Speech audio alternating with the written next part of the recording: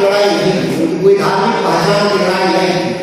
आप देखे होंगे कि दोनों तरफ से लड़ने वाले सेना के जो सेनापति थे वह दूसरे धर्म के लोग थे। महाराणा प्रताप के सेना नायक दूसरे धर्म के थे और अकबर की तरफ से लड़ने वाले जो सेना नायक थे दूसरे धर्म के। तो खेती पर निर्भर लोग जिसकी आबादी, जिनको किसान भी कहते हैं, किसानों को सहयोग करने वाले हमारे मजदूर भाई हैं या उससे लगे हुए व्यवसाय में कारोबारी, जब उनके सवाल को लेकर के आपने बात करते हैं तो उसको नई दिशा में या उसको दिग्भ्रमित करने के लिए इस तरह के षड्यंत्र किए जाते हैं और पूरा विमर्श बदल जाता है। हमने शाहबाद के धरती के मुख्यालय आया, शाहबाद की धरती का है मुख्यालय आया, जो कभी एक जिला हुआ करता था, जो अब बटकेचार जिला में हम है।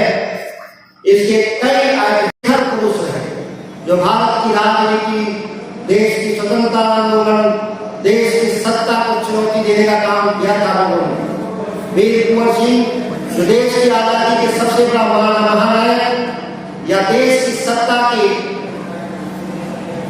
देश की तत्कालीन सत्ता के खिलाफ किसी धरती से शेरशाह सूरी जैसा मजबूत राजा इसी धरती से पैदा। और भारत की राजनीति में भी आप देखे होंगे कि बक्सर की जो लड़ाई थी वह देश की सत्ता को बदल देने का काम किया था। हम उस धरती के निवासी और आज हम देखते हैं तो हम कहाँ पाते हैं। अगर हम राजनीतिक तौर पर भी देखें तो हम कितने पिछड़े हैं कि कभी इसी 4 लोकसभा के क्षेत्र में 3 बाहर के सांसद बनते हैं। अगर आपके जनप्रतिनिधि की अवस्था में नहीं है, उनके बाद संघर्ष कौन करेंगे? आपकी समस्याओं से जुटेगा कैसे? हमारे साथ लाइन साहब हो रहा, कभी चर्चा भी कर रहे थे हमारे कि हम पूरे, अगर हम देख लें कि किस तरह से कृषि क्षेत्र को लेकर के बर्बाद करने का काम आज की जो वर्तमान जो सरकार है, जो 17 सालों से जो सत्ता में बैठे, और जब हमने उनसे चर्चा किया कि अगर बिहार को बदलना है तो हमको कृषि क्षेत्र को बदलना होगा और कृषि क्षेत्र के हमारे बर्बाद होने से इस राज्य के 4 करोड़ लोग पलायन कर दूसरे राज्यों में क्या काम करते हैं? वह उद्योगों में, छोटे उद्योगों में मजदूर का काम करते, हरियाणा पंजाब के खेतों में काम करते, दिल्ली बॉम्बे की सड़कों पर ठेला खींचने का काम करते। इस दुर्भाग्य के लिए अगर कोई जिम्मेदार है तो सत्ता में बैठे हुए जिम्मेदार है कि यहाँ के लोगों को कोई एक विफलता हो तो हम बात गिनाएं। मैं तो पहली विफलता पे ही कहा था कि आगे बढ़ जाओ। जो हुआ इतिहास में वो भूलते हैं, आगे का रास्ता देखते हैं, लेकिन लोगों ने जो सत्ता में बैठे हुए लोग थे वो बिहार के विकास के लिए नहीं, अपनी कुर्सी की सलामती के लिए संघर्ष कर रहे हैं। कोई 70 साल कम अवसर नहीं होता इस राज्य को बदलने के लिए। लंबा अवसर इसी धरती के शेरशाह सूरी ने 5 साल में देश के पूरे प्रशासनिक व्यवस्था को बदल देने का काम किया। कहा जाता है कि कलकत्ता से लेकर हावड़ा से लेकर पेशावर तक उन्होंने सड़क बनाया, उन्होंने ग्राम व्यवस्था कायम किया, उन्होंने भूमि का पैमाइश बनाया, उन्होंने राजस्व प्रणाली को लागू किया केवल 5 साल में। और कोई देश, बड़ा देश, ये वाला देश नहीं, ये भारत छोटा देश, उस समय का देश जिसमें अफगानिस्तान भी हमारे साथ था, पाकिस्तान भी हमारे साथ था, बांग्लादेश के साथ था और कई हमारे जो अलग सटे हुए हमारे छोटे छोटे देश है वो भारत की बात कर रहा है, उसके शासन की बात कर रहा है। एक पेशावर कहाँ है, एक पाकिस्तान और अफगानिस्तान के बॉर्डर तक है, यहाँ से मैं करूँ। लेकिन आज के शासन करने वाले लोग किस छोटे मोटे बिहार में शासन कर रहे हैं, जिसका अंदाजा इस बात से आप लगा सकते हैं कि किसानों के नाम पे 3,10,000 करोड़ रुपए कृषि रोड मैप के नाम पर पिछले 10 साल में निकाल लिया गया राजकोष से। ये कोई छोटा रकम नहीं। और कहा जा रहा है कि इससे हम बिहार में कृषि क्षेत्र में बदलाव लाएंगे, हम उत्पादन को भी दोगुना करेंगे और किसानों की आय को भी दोगुना करेंगे। सवाल यह है कि जब हम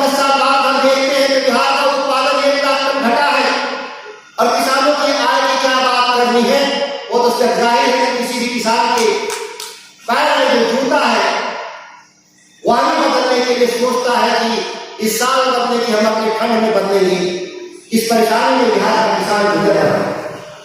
और खास तौर से जिस सोन के इलाके से हम लोग किसान आते हैं, जो पूरे बिहार के लोगों का 50% आप अनाज उत्पादन करते हैं, उसके अनाज को लेने के लिए कोई तैयार नहीं। इस तरह से सोचा है सरकारी तंत्र के द्वारा कि 2040 के द्वारा मिलने वाला धान का दाम किस संयंत्र को किसानों से 1700 से ज्यादा नहीं मिलता। यह सर्वाधिक तथ्य है। और फिर भी बिहार की सरकार में लोग बैठे हुए कार्य भ्रष्टाचार नहीं, तो इससे भी नाराज नहीं होते, इससे भी नाराज हो जाते। मैंने कहा पूछ ली किसानों से, अगर साबित कर दीजिएगा कि 2040 में बिहार के किसानों का धान का दाम मिल रहा, तो फिर मेरे राजनीति करने का कोई औचित्य नहीं। और अब धान का दाम तो नहीं देते, गेहूं का दाम नहीं देते, मक्के का दाम नहीं देते, बिहार में गन्ना मिले बंद हो गए, बिहार में जूट मिले बंद हो गए, आपकी उत्पादन नहीं बढ़े, बाजार समितियों को आपने बर्बाद कर दिया। जिस राज्य के भीतर पैर में पहनने वाला जूता ऐसी स्टोरों में बिकता हो और किसानों द्वारा उत्पादित सब्जी, फल, दूध, अनाज सड़क के किनारे पुलिस के लाठी के छत्र छाया में दिन भर कारोबारी वहां बैठकर बेचता है। और उसके साथ जो शोषण और अमानवीय जो व्यवहार प्रशासन के द्वारा किया जाता है, वह कहीं भी लगता ही नहीं। हम किसान के साथ समर्थक लोगों का यह पूरा राज्य है, जिसको कहते हैं बिहार कृषि प्रधान राज्य। लेकिन बिहार कृषि प्रधान राज्य है, लेकिन किसानों का प्रतिनिधित्व नहीं मिलता सरकारों में, उनकी जरूरत नहीं। पिछले दरवाजे से राजनीति करने वाले लोग, विधान परिषद के जरिए सत्ता की राजनीति करने वाले जोड़ में शामिल लोग प्रमुख पदों पर बिहार की सरकार में बैठे हुए लोग हैं, जिनको चिंता नहीं। जल संसाधन विभाग मेरे पिता सिंचाई मंत्री थे, तो देश की आजादी के बाद इसकी आधुनिकीकरण करने का काम किया था और तब इसकी क्षमता को दोगुना बढ़ाने का काम किया। लेकिन वो 25 साल के बाद फिर नहरें जर्जर हो गई है पूरे सोन प्रणाली में, लेकिन उसके लिए पैसा बिहार सरकार के पास नहीं। ये सोन की नहरें इस ताकत है, इस इलाके की सोन की नहर इस बिहार की ताकत है। हम खाद्यान्न की सुरक्षा गारंटी देते हैं बिहार को कि हम भूख से मौत न हो। वह सोन प्रणाली आज मरणाचल की स्थिति में है, लेकिन सरकार इस पर पैसा लगाने के लिए तैयार नहीं। पिछले कई वर्षों से सुनते हैं करोड़ जलाशय परियोजना बनेगा, करोड़ जलाशय परियोजना बनेगा। क्यों हुआ पड़ा है हम लोग को समझ नहीं आता। पटना में गंगा काटने के नाम पर 5,000 करोड़ रुपए खर्च करने वाली सरकार, इस गंगा के पास 5,000 करोड़ की पुल बनाने वाली सरकार, लेकिन जब किसानों के 5,000 करोड़ की योजना की बात आती है तो सरकार को साफ सुन जाता है। सत्ता में बैठे हुए लोगों को उसकी चिंता नहीं आती। लगता है अब क्या कारण है, यह किसान पक्षों की समझता और बिहार का बुद्धिजीवी भी समझता है। वेद वर्षी के नाम पे बना हुआ विश्वविद्यालय आज बिहार में सबसे ज्यादा खराब स्थिति में है। 3 साल की डिग्री 5 साल में देने का काम विश्वविद्यालय करता है। यहाँ का नौजवान निकला हुआ सिपाही और चपरासी शिक्षक भी बनने लगा, इसलिए नहीं बन पाता तो उसको समय से डिग्री नहीं मिल पाता। और इस विद्यालय की जमीन विस्तार के लिए और चाहिए थी, लेकिन विश्वविद्यालय की जमीन ये छीन लिए गए। अगर हमको कोई और नई संस्थान बनाने हैं तो बहुत सारे जमीन है, अगर जमीन नहीं है तो सरकार को खरीद लेना चाहिए था। लेकिन विश्वविद्यालय की मैं बता दूं आपको, यहाँ प्रोफेसर साहब ने बातें हैं, इसके जो मान्यता और संकट पैदा होने जा रहा है, इस विश्वविद्यालय की जमीन छीन ली है। विकास के लिए नए संस्थान खड़ा होना चाहिए। संस्थानों को खड़ा करने के लिए जमीन का कोई कीमत नहीं, कोई कमी नहीं। आप जहां चाहे भूमि का अधिग्रहण कर करके जो सड़कों बनाने के लिए जब अधिग्रहण कर सकते, तो विश्वविद्यालय कोई मेडिकल कॉलेज हो, इंजीनियरिंग कॉलेज हो, आप कोई भी जमीन खरीद सकते हैं। ये जो पूर्व पहले में स्थापित हमारी संस्थान है, उसको बर्बाद करने का काम बिहार की सरकार करते जा रही है। और यही लड़ाई है, हम इस भूमि से कई लंबी किसानों की लड़ाई। अभी चौसा बिजली घर के निर्माण के लिए मेरे पिता श्री जगदानंद जी जब सांसद थे, योगी की सरकार ने बिजली घर बनाने के लिए जमीन खरीदवाया था। 2011 में 18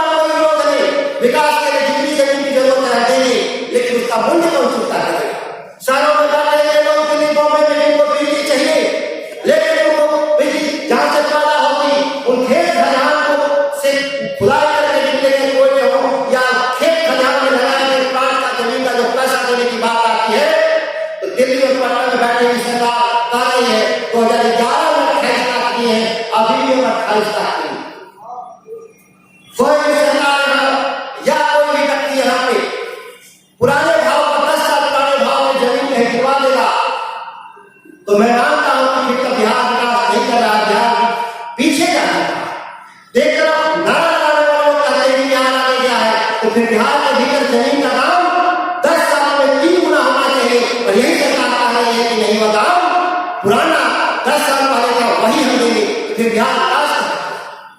इस तरह से जो झूठ बोलने का पूरा तंत्र खड़ा कर रखे हैं लोग। मेरा कोई इरादा भी नहीं, मैं दिल्ली विश्वविद्यालय का ग्रेजुएट हूं, मुझे अपना कहने की जरूरत भी नहीं। मेरे पास शब्दों का भंडार है, वह थोड़े कड़वे हो सकते हैं, जरूरत पड़ने पर अच्छे काम करेगा, सब मीठे भी होते हैं, लेकिन आपके कर्म के आधार पर कड़वे और मीठे शब्दों से नवाजे जाएंगे, वह आपके ऊपर निर्भर करता है जो कुर्सी पर बैठे लोग। लोग नाराज होते हैं तो जो लोग माला पहनाते हैं वही किसान, वही लोग जूता का भी माला पहनाते हैं। और कई बार सरकार में था, सरकार में रहते हुए मैंने कहा था कि जब भी मैं गलती करूंगा मेरा पुतला जरूर फूटना, कम से कम मुझे याद तो रहेगा कि हम गलत काम कर रहे हैं। लेकिन जब आप पुतला भी फूटना छोड़ देंगे तो फिर लोगों को सत्ता में बैठे हुए लोगों को लगेगा कि हम अच्छा काम कर रहे हैं। और 5 साल से पहले आप बदल भी नहीं सकते सरकार को, क्योंकि आपका तो हाथ में 5 साल में वोट देना है, तो फिर सरकार को जगाइएगा कैसे? और विधायिका के सदस्य के रूप में जो मैं विधायक हूं, सांसद है लोग, वह पार्टी के हित से बने हैं, पार्टी के सिद्धांत से नहीं, पार्टी की नीति से नहीं। किसी कानून इस राज्य के भीतर होना चाहिए, मंडी कानून होना चाहिए, मल्टीपल परचेजिंग एजेंसी के हाथ होना चाहिए। यह पार्टी की घोषणा पत्र में लिखा, पार्टी के राष्ट्रीय परिषद में आर्थिक प्रस्ताव के 6वें पारा में लिखा हुआ। लेकिन सत्ता जो महागठबंधन कहती है, गठबंधन के जो मुखिया मुख्यमंत्री, उनको हमारे राज्य जनता दल के किसी भी विचार से, किसी भी सिद्धांत से, किसी नीति से उनकी कोई सहमति नहीं है। केवल ये नहीं है कि सत्ता हमारे हाथ में होगी, सत्ता कोई नीति हो, सत्ता होता है बदलाव के लिए, जनता के काम के लिए, और जब तक बदलाव नहीं है सत्ता का कोई मतलब नहीं। उसी पर आप कितना भी है वो इतिहास से आपको रखेगा। ये कुंवर को याद रखा था शाहबाज, और शेर का सूर्य को याद रखा था